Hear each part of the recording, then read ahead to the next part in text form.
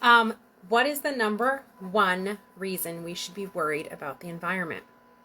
Now, this might seem like a strange thing to talk about in here, but I was listening to something the other day, a podcast the other day, and it just really hit me. And so I wanted to come on and share because it felt like such a mental modulation moment.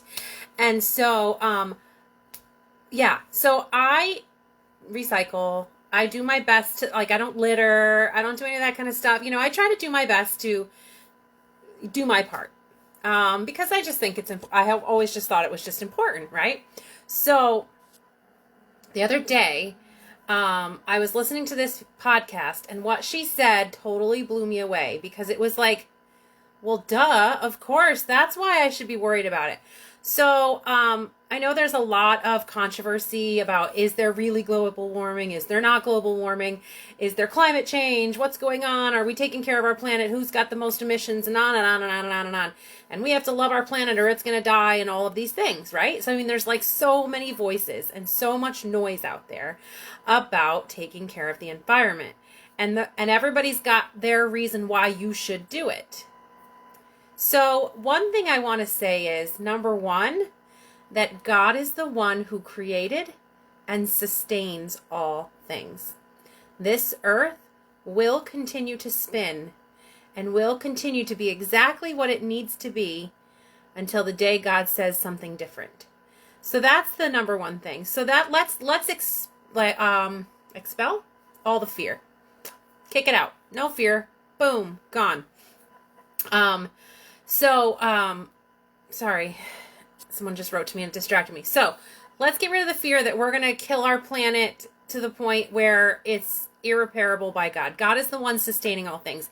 God is the one who commands the wind, the sea, the waves, all of that. So that's just one piece. Boof. Don't even have to worry about that part anymore.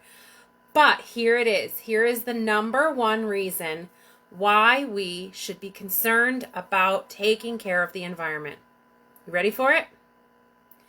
Because it's God's creation and He's made us stewards of it. Not because the world says anything, not because some expert says something, but because God said, I put you here on this earth that I created, God created, that I created, and I'm asking you to take care of it. I'm asking you to be a good steward of everything I've provided for you, including the earth that you live on. That's it. It couldn't be more simple.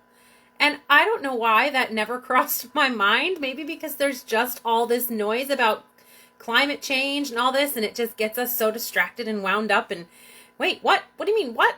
And so when I heard that, I was like, of course, duh. We take care of the planet because God created it and He asked us to take care of it. And because He asked us to be good stewards of it. It's that simple. We do all things as unto the Lord. There doesn't need to be any other mysticism about it or any kind of scare tactics or any of that kind of stuff. God has got the environment under control with or without us. But our responsibility, mental modulation, shifting our thoughts from trying to save the world. God saves the world. That's God's job. We don't have to save the world. We have to be good stewards of what God has given us. He gave us this earth. We do the best we can to take care of it. Not because someone else told us to, but because this is what God has given us to steward. It just kind of it just sort of lifted off the pressure for me. To try to, be a warrior for something that God's got under control. I just do my part to be a good steward. And we all do our part to be a good steward, and the earth does well. I don't know.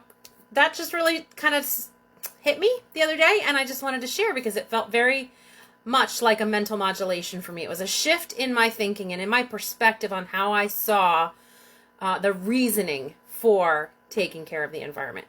And so it's the same thing that we're going to talk about in here all the time. Is we're going to talk about modulating, shifting the way we perceive things and the way that we've, the motivations behind what we've done or do and things like that to a place where it's always coming from a place of biblical perspective on why we do the things we do rather than outside influence.